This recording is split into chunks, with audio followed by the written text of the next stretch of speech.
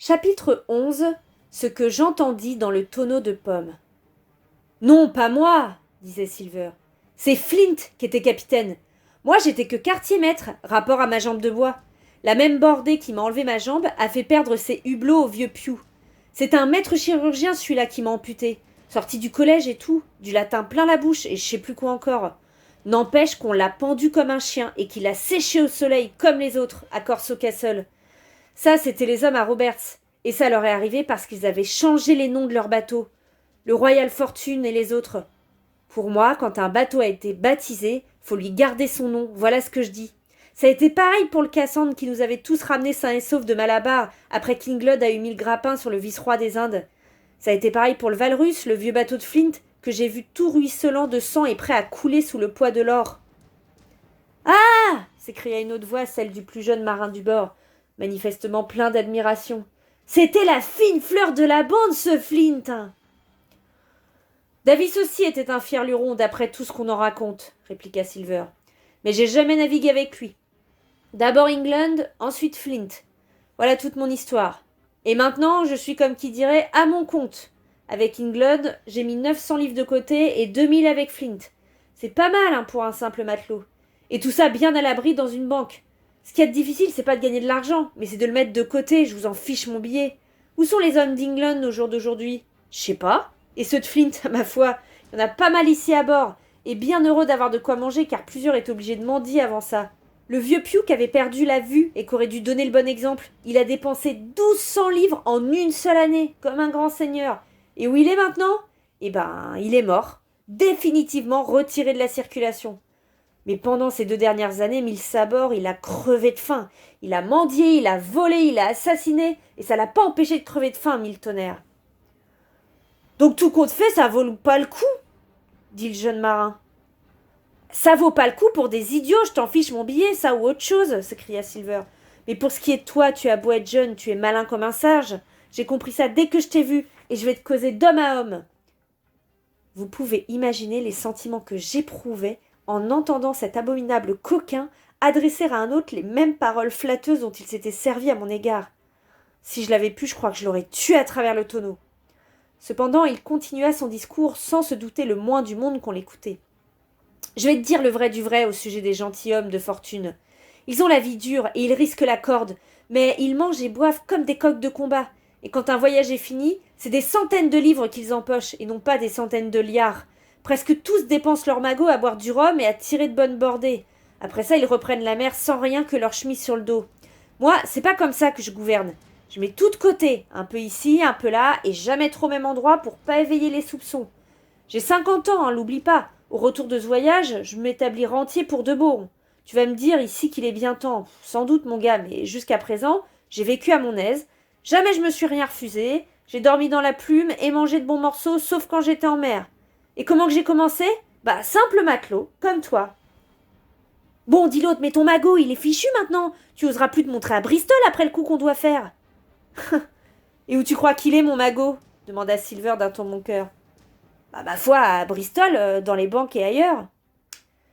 Il y était quand on a levé l'ancre. Mais à cette heure, ma bourgeoise a tout ramassé. La longue vue est vendue, bail, clientèle et meubles. Et ma vieille est en route pour me rejoindre. Je te dirai bien à quel endroit, parce que je te fais confiance, mais les camarades seraient jaloux. Et tu te fies à ta bourgeoise? Les gentilshommes de fortune se méfient généralement les uns des autres, et ils ont bougrement raison, je t'en fiche mon billet. Mais moi, j'ai mon système. Quand un gars me faussera compagnie, un gars qui me connaît bien sûr, ce sera pas dans le même monde que Long John. Il y en avait un qui avait peur de Pew et il y en avait d'autres qui avaient peur de Flint. Mais Flint lui-même avait peur de moi, tout fier qu'il était. Ah mon fils, des gars comme ceux de Flint, il n'y avait pas plus terrible sur mer. Le diable lui-même aurait pas osé s'embarquer avec eux. Eh bien, crois-moi, j'ai pas l'habitude de me vanter, et tu vois toi-même comme je suis sociable. Mais quand j'étais quartier-maître, les vieux boucaniers de Flint filaient doux devant moi. Crois-moi, tu peux être tranquille sur le bateau de Long John. Ma foi, pour te dire vrai, j'aimais pas du tout cette affaire, John, mais à présent que j'ai causé avec toi, j'en suis. Allez, top là! Tu es un brave, et par-dessus le marché, tu es un malin, répondit Silver en lui secouant la main avec tant de vigueur que le tonneau en trembla. J'ai jamais vu quelqu'un qui ait une plus belle tête de gentilhomme de fortune. Je commençais maintenant à comprendre le sens de leur vocabulaire. Pour eux, un gentilhomme de fortune, c'était tout simplement un pirate. Et la petite scène que j'avais surprise venait d'achever de corrompre un honnête matelot, peut-être le dernier qui fut à bord. Moi, je ne tardais pas à être rassurée sur ce point, car Silver ayant donné un léger coup de sifflet, un troisième homme arriva à pas lents et vint s'asseoir à côté des deux autres. « Dick, marche avec nous !» déclara Silver. « Ça, j'en étais sûr, » répondit la voix du patron de canot, Israel Hans. « Il est pas idiot, Dick. » Il roula sa chique dans sa bouche, cracha, puis poursuivit. « Mais dis donc, Tournebroche, il y a une chose que je voudrais savoir. Combien de temps qu'on va louvoyer comme un foutu canot à provisions ? J'en ai jusque-là du capitaine Smollett. Mille tonnerres. Il y a assez longtemps qu'ils me crèvent de travail.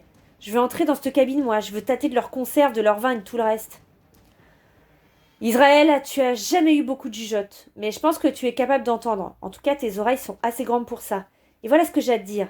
Tu vas continuer à coucher à l'avant, à trimer dur, à parler doux et à rester sobre, jusqu'à temps que je te donne l'ordre de passer à l'action. Je t'en fiche mon billet, mon gars. Ben, je dis pas non, grommela l'autre. Tout ce que je veux savoir, c'est quand ça va se passer, un point c'est tout.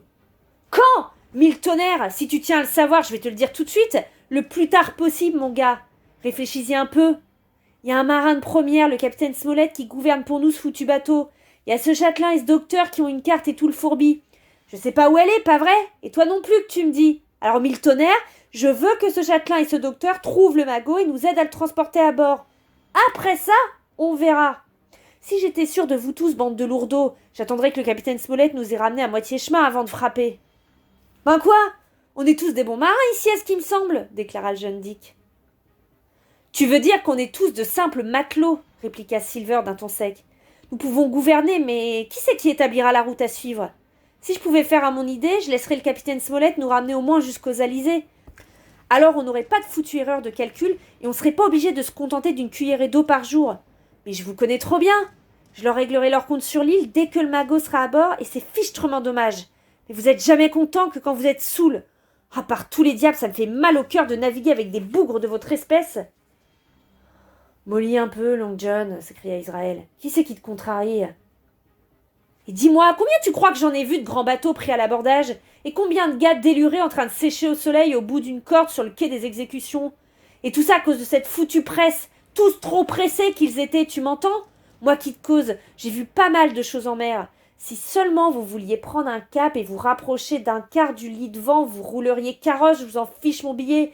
Mais pas de danger, je vous connais. Il vous faudra votre lampée de rhum demain, et après ça, vous irez vous faire pendre.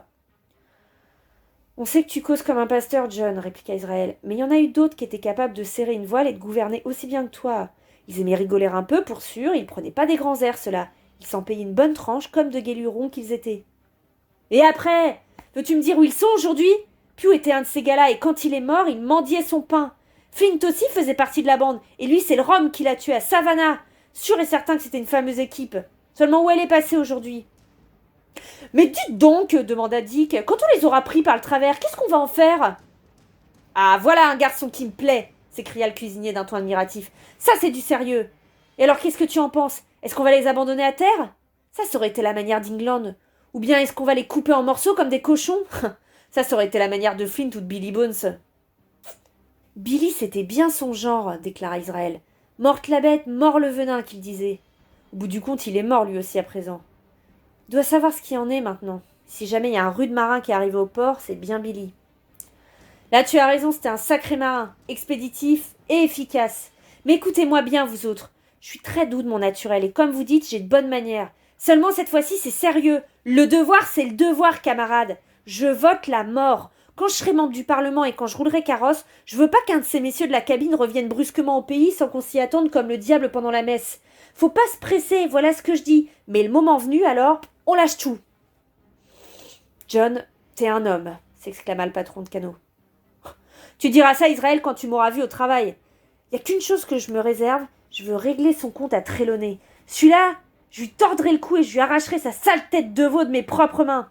Dick, ajouta-t-il en s'interrompant, lève-toi comme un brave garçon que tu es et va me chercher une pomme pour que je me rafraîchisse la dalle. Vous pouvez imaginer quelle fut ma terreur. Si j'en avais eu la force, j'aurais sauté hors du tonneau et me serais sauvé en courant. Mais le cœur me manquait et les jambes aussi. J'entendis Dick qui se levait, puis quelqu'un dut l'arrêter et Hans s'exclama.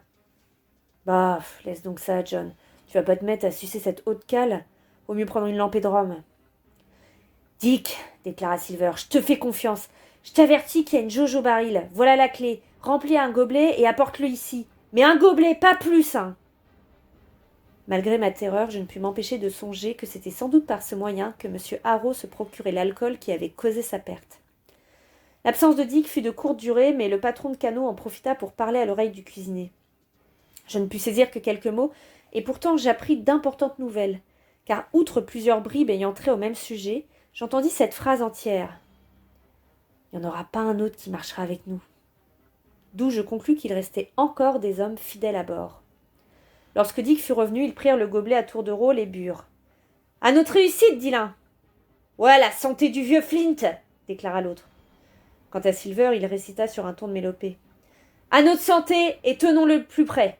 Beaucoup de butin et le ventre bien plein. » À ce moment, une vague lueur tomba sur moi au fond du tonneau. Ayant levé les yeux, je vis que la lune venait d'apparaître. Elle argentait le perroquet de fougue et baignait de sa blanche clarté la voile du mât de misaine. Presque au même instant, la voix de la vigie cria. « Terre !